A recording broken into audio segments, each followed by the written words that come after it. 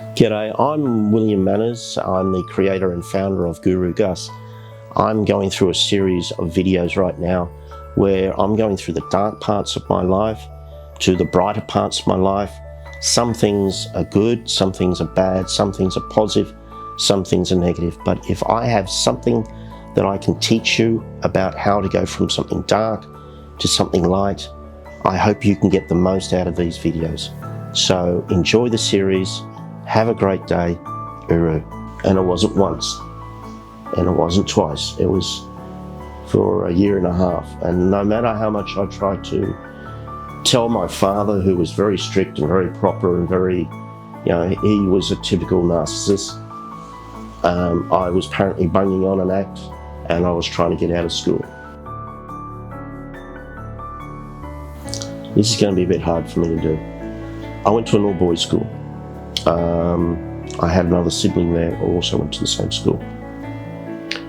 And I was raped. I was raped. I was anally, orally, physically, emotionally, psychologically, I was raped.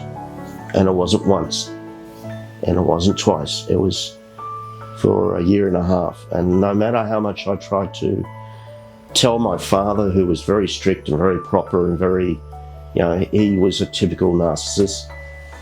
I was apparently bunging on an act, and I was trying to get out of school. I eventually started skipping school. I eventually stopped going to school. I would go in for what they call roll call, and then I'd just skip school altogether. And I would go and sit under the bridge at Cox Creek, where Epping Road would go across Cox Creek, and I'll sit under the bridge down there. And then I found out school had tourant offices, so I'd go into the bushland and anywhere just to get away from being at school. And then once my father found out I was skipping school, I copped the freaking of a beating. And it wasn't until my mother found blood in my underwear. She was washing and she found blood. She says, "What's this?" And I tried to ignore it. I just didn't want to talk about it.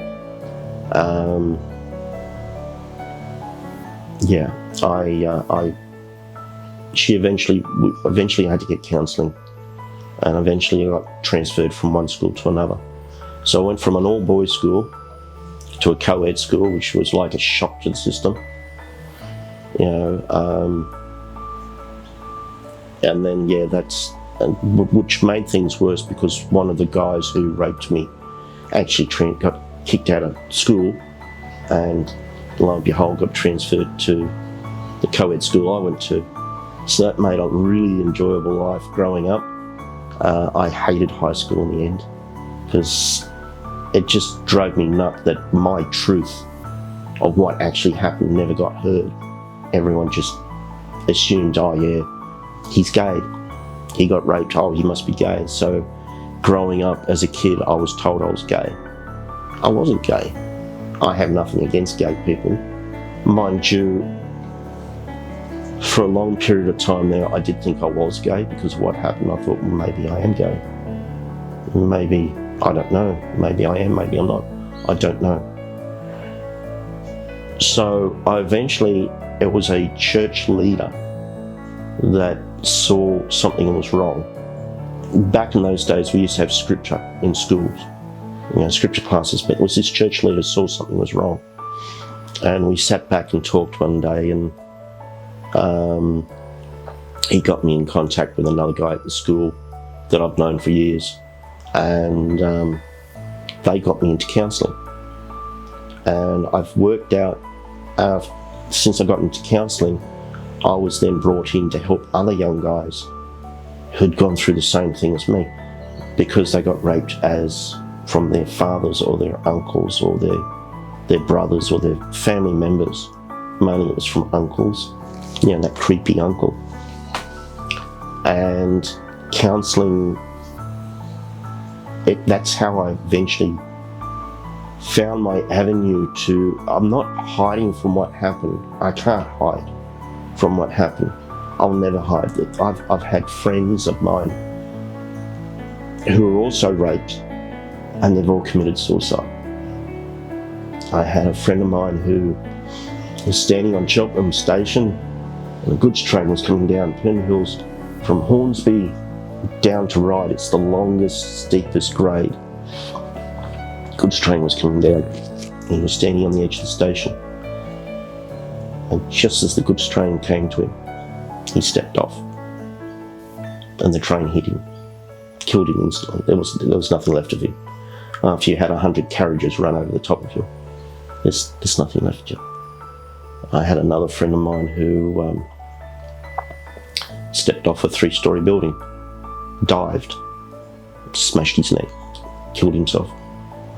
I had another friend of mine who drank himself into a stupor and became an alcoholic. Another friend who ended up taking drugs and dying from drugs. And I didn't want to go that way. I just didn't want to give up. I didn't want to give up on life. I didn't want to give up on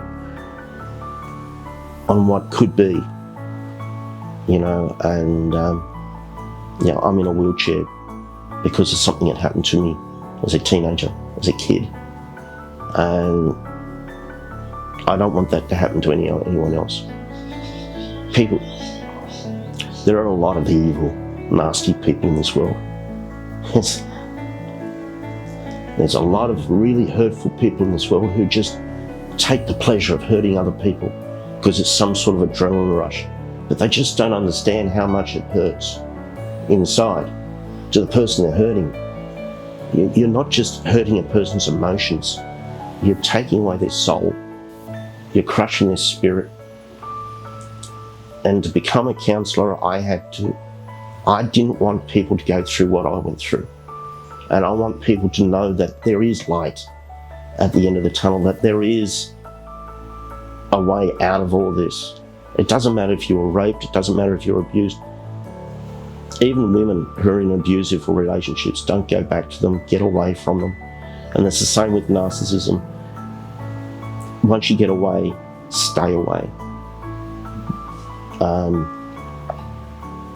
So I got into counselling basically because I wanted to help people, not to go through what I went through, and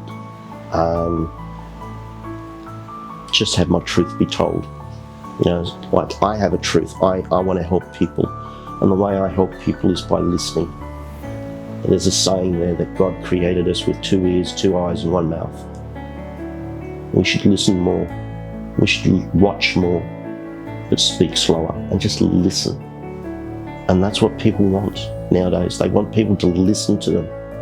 They're breaking inside and no one's listening. And I know what it's like to be going through life and you say something and people just, that never happened. No, never happened. No, that's just stupid. It's all in your mind. It's all in your head. No, it's not. So that's basically how I got into counselling.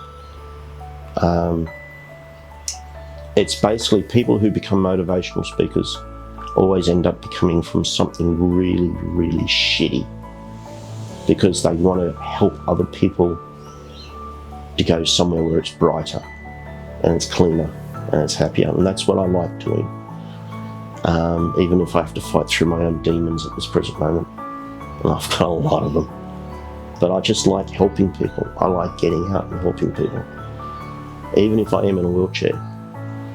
If I can help people at a voluntary event, I'll go and help. It doesn't matter if someone asks me to help out at a community event in the city or in town, I'll go and do it. So basically I got into counselling because of everything, all the shitty things that happened in my life. If you have family around you, lean into your family. Lean into your wife, lean into cousins. Talk about it. Don't bottle it up. Because I have no support system, I was bottling it up. You've got to have a strong support system around you. And if you don't, my church, they reached out to me and gave me a counsellor who came over every week and just talked to me. about anything. We just shoot the breeze, had a coffee, just talked, because I had no one. Apart from my brother up in Queensland, my cousins, I literally had no one. But you need a support system. You need people to be around you. You need to get out. To get out about, see friends, go out and keep living life. It's going to be hard. Well, I hope you enjoyed today's series of videos. I hope you got a lot from them, because I know I had a lot from giving them.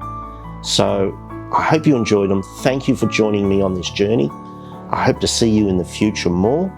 And if you like the t-shirt, go to Guru Gus Merch. That's Guru Gus with 2 S's, not once, Guru Gus Merch.